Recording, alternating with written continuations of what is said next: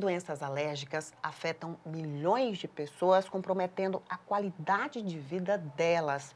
E sobre esse assunto, a gente vai conversar hoje aqui no estúdio, porque hoje é o Dia Mundial da Alergia.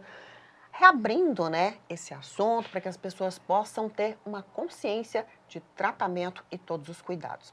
Para falar sobre essa temática, está aqui comigo no estúdio Daniela Rodrigues, alergista. Seja bem-vinda, Bom doutora. dia, obrigada por estar aqui mais uma vez.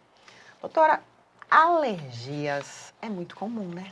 Demais, principalmente numa região como Barreiras, como Luiz Eduardo, né, o Oeste Baiano, onde a gente tem uma alta incidência aí de queimadas, né, principalmente agora, né, depois desse meio do ano aí, a questão também das plantações, né, do agro, então acomete demais.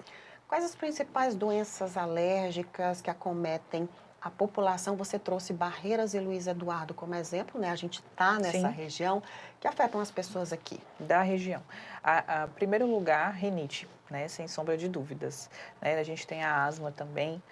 Temos uma alta prevalência de alergias alimentares, principalmente alergia a leite e ovo.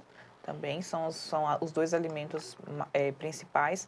Temos também uma alta incidência de urticárias, né, que são algumas lesões na pele, né, que já está mais relacionado ao emocional, mas acontece muito e está muito presente no meu consultório. E basicamente essas, assim, as principais. Essas alergias, elas podem surgir em qualquer fase da vida? Tem geralmente aquelas que surgem na infância ou que surgem na vida adulta ou não necessariamente? Podem surgir em qualquer fase da vida. Na infância, a gente vai ter o início, né, a predisposição a desenvolver as alergias, quando essa criança ela vem de uma família alérgica, um pai e uma mãe alérgicos, isso, ou um ou outro, ou os dois. Quando ela nasce de parto cesárea e quando ela não tem um aleitamento materno. Então, isso faz com que a imunidade dessa criança não seja preparada de uma forma adequada para a vida, digamos assim. Então, ela se torna mais sensível e acaba desenvolvendo alergias. Na infância, principalmente rinite, asma, alergias alimentares. E no adulto, a gente pode ter aquela pessoa que nunca teve nenhuma alergia, mas que quando acontece uma quebra da imunidade, seja por fatores emocionais, seja por alguma outra doença junto, né?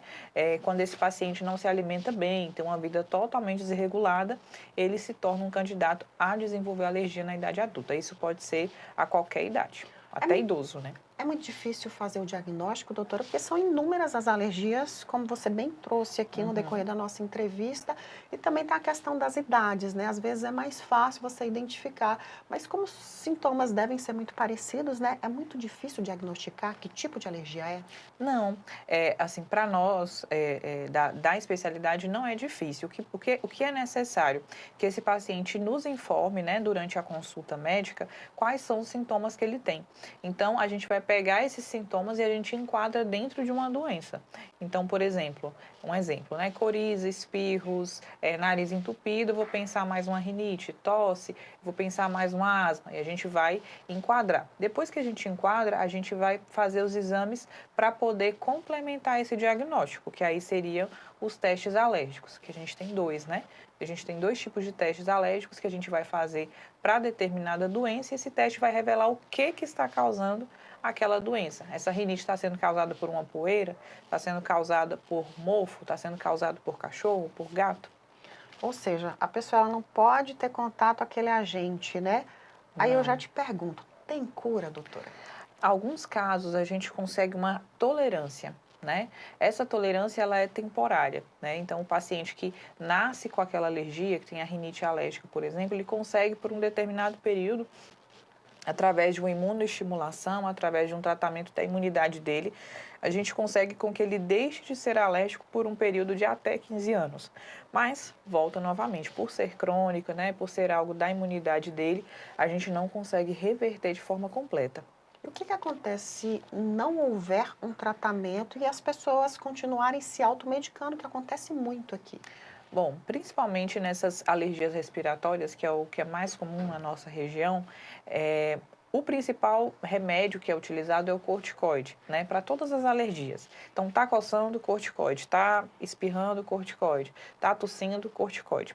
Eu vou falar do corticoide como principal, pois ele é o mais comum. Então, uma pessoa que usa, se automedica de forma sem uma prescrição médica, né, por tempo indeterminado, essa pessoa pode ter diabetes, ela pode desenvolver catarata, ela pode desenvolver glaucoma, ela pode ter outras doenças decorrentes do uso do corticoide, porque ele abaixa a imunidade, então predispõe a outras doenças. Então, é um medicamento super perigoso que pode ser comprado sem receita médica e que tem muitos pacientes que estão utilizando. Eu já tive paciente mesmo que tomava injeção de corticoide todos os dias há 10 anos. Muito tempo, Sem né, doutora? diagnóstico, sem tratamento adequado, sabe? Muito tempo e já tinha as consequências. Engorda também. Falando da rinite, né, que você trouxe esse ponto para a gente, é uma doença que é alérgica que é muito parecida com resfriado, né? Como é que a pessoa pode distinguir? Será que isso é um resfriado? Será que é uma doença alérgica? Até mesmo para buscar uma ajuda médica. Quando você tiver os sintomas de forma crônica, que duram mais do que 8 semanas, eu já tenho que pensar mais num quadro alérgico, mais numa doença crônica. O resfriado, ele vai ter um curso limitado ali de até 10 dias. Então, e também não como que eu posso explicar? Sempre. Então, ele tem uma vez no ano, 2, 3. A rinite, a gente já vai ter esse prolongamento dos sintomas. E uma coisa que é importante diferenciar, geralmente no resfriado ou até na gripe mesmo, a gente vai ter uma prostração, um sintoma de febre, às vezes, né, não é sempre que vai ter também, uma dor de garganta que na rinite não tem. Prevenção, doutora, é possível prevenir? Bom, a gente pode prever, os pais, né, da criança podem ajudar na diminuição da intensidade dessa alergia. Como assim? Alimentação saudável, a gente consegue, né, uma criança que não ingere açúcar, ou então que ingere muito pouco, menos farináceos, né, menos alimentos inflamatórios, essa criança ela vai ter sintomas menos intensos do que uma criança que se alimenta mal, que não dorme direito, que tem aquela questão de estresse emocional. Então, a gente não consegue prevenir que a alergia aconteça. A gente consegue fazer com que a gente minimize essa consequência dessa alergia. Antes da gente finalizar e falar desse dia de hoje, que é um dia de conscientização, eu queria que você trouxesse para a gente sobre a questão de alguns tipos de alergia. Elas podem matar? Sim, as alergias alimentares, né?